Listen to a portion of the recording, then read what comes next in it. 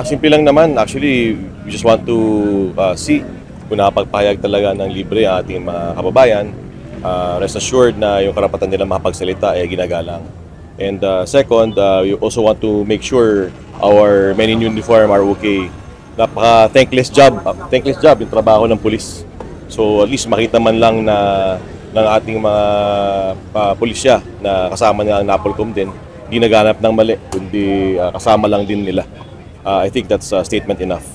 We're here to check on the welfare of the rallists. We're also here to check on the welfare of our policemen. Kapag umiikot po kayo, binibili nyo sa mga police, sir? Kailangan ng karapatan ng tao na makapagsalita. At of course, mag-ingat. Ingatan nila ang tao, ingatan din nila sarili nila. Kasi may pamilya lahat yan eh. Hindi naman magkaaway ang realista at saka pulis. So magalangan lang. Yun naman importante. We all feel the same way rin naman eh. However, we have to respect each other. Yun naman ang kailangan nating pangalagaan.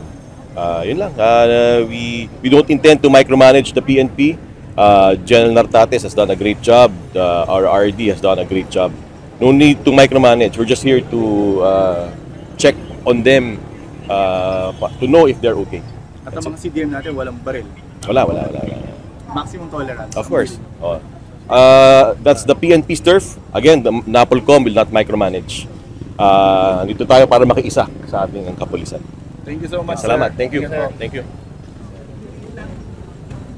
Pans po ng maximum tolerance. Yung pagrespeto po sa karapatang pantao po ng ating mga kababayan, lalong-lalo na po sa mga nagrarally. And at the same time, yung mga actions po natin ng mga pulis ay palagi pong anchored sa sinasabi ng aming police operational procedures po. Kayo na dito, sir, nagkaroon ng commotion between the police and mga protesters kasi pinababa ng mga protesters yung mga drum nila gamit, pinabawalan ng mga pulis kasi walang permit. Ano po bang kwento nun? Ano po ba talagang... Hindi po siguro matatawag na commotion yun. Siguro nagkaroon po ng hindi pagkakaunawaan kasi wala po kasing permit. Ang ano natin is no permit, no rally. Pero magpagayon pa man, pinapayagan natin sila na magpahayag sila ng kanilang damdamin. Hindi po masyadong na-disseminate dun sa baba na pwedeng payagan as long as in a limited number of time po dapat na hindi po pwedeng maghapon na magrarally po sila dyan. So ano lang po yung bawal at yung mga hindi nila pwedeng gawin? Of course, anything that is contrary to law, hindi po nila dapat gawin at ipinagbabawal po natin yun. Kasi the moment na they will do acts contrary to law, then our police officers will step in and enforce the law. Hanggang ano oras lang po nyo papayagan sila dito sa Mayloneta?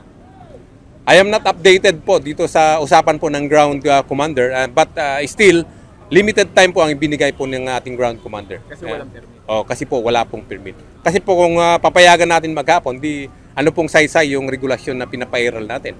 Pwede palang mag-rally anywhere, anytime, kahit na walang permit, parang useless na po yung bawal mga mag-set up ng stage, sir? Bawal pong set up ng stage para sa programa nila? Late po ata sila, kaya hindi po sila nakapag-set up po ng kanilang stage. Na-late po sila. Siyempre, gahol na po sila sa oras. Ay ngayon, kung sinabi nilang pinagbawal, wala po tayong instruction na pinagbabawal natin yung pag-put up ng stage. Siguro, hindi lang po sila nakapag-stage kasi nakapag-put up kasi gahol na po sila sa oras. Kung mag-set up sila ngayon, hindi nyo po pipigilan? Ang bottom line, may permit po ba yung paglalagay ng stage? Since wala silang hawak na permit, bawal din ang stage? Depende po sa pag-uusap na rin po ng ground commander sa baba at saka yung organizer. Anything you want to add, sir? Sa ating mga kababayan po na kasama po sa rally, ang inyong kapulisan ay andito po para siguraduhin po na ligtas ang bawat isa. Hangad namin ang isang mapayapa at orderly po na rally. At sana po ay sumunod po tayo sa mga lituntuning inilalatag po natin at wag po tayong lumabag sa batas. Dahil kung tayo po ay lumabag sa batas, ang inyong kapulisan ay of course hindi po mabulag-bulagan.